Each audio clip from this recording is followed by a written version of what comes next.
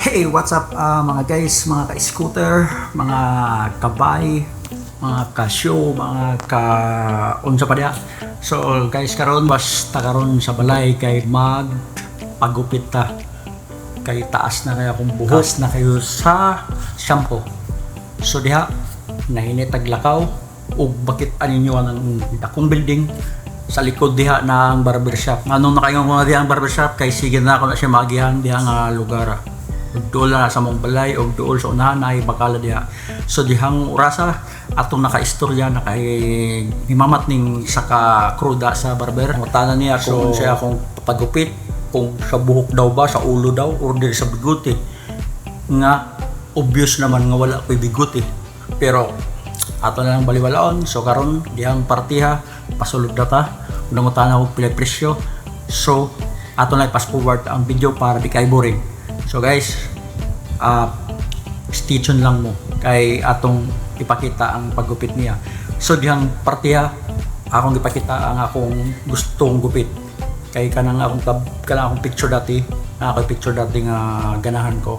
So akong ipasundog siya. So mo nang gipakita na ko ang tablet na ko.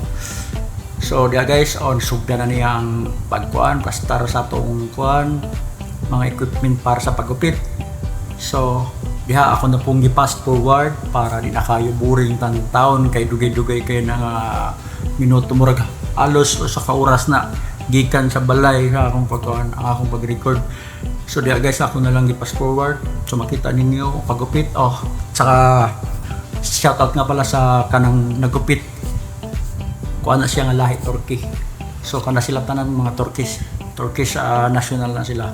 So di ako nagpagupit, first time pod na ako magpagupit sa barber shop nga kanang barber shop as in murag kuan siya ba? Murag kumbaga ba social. So wala ako nagdaho mga anang presyo pero sinso. So daw mangita patag baraton kay wala naman tong tigupit sa ko ang pinagi. So dia guys, hinay-niyag trim ang akong kuan. So wala ko'y masulti pero isa lang akong i-comment diya sa mga naggupit na karon pa na ako naka-experience sa pagpagupit nga walay ahit sa ending, walay bleed, walay labaha nga nasinati. So diya guys, dili na lang ako dugayo ng video. So daghang salamat sa inyong paglantaw, sa inyong pagtanaw, pagsubaybay ug daghang kayong salamat sa pag-subscribe. Mostly dito jud ko nag-upload sa YouTube channel na ko. Daghang kayong salamat.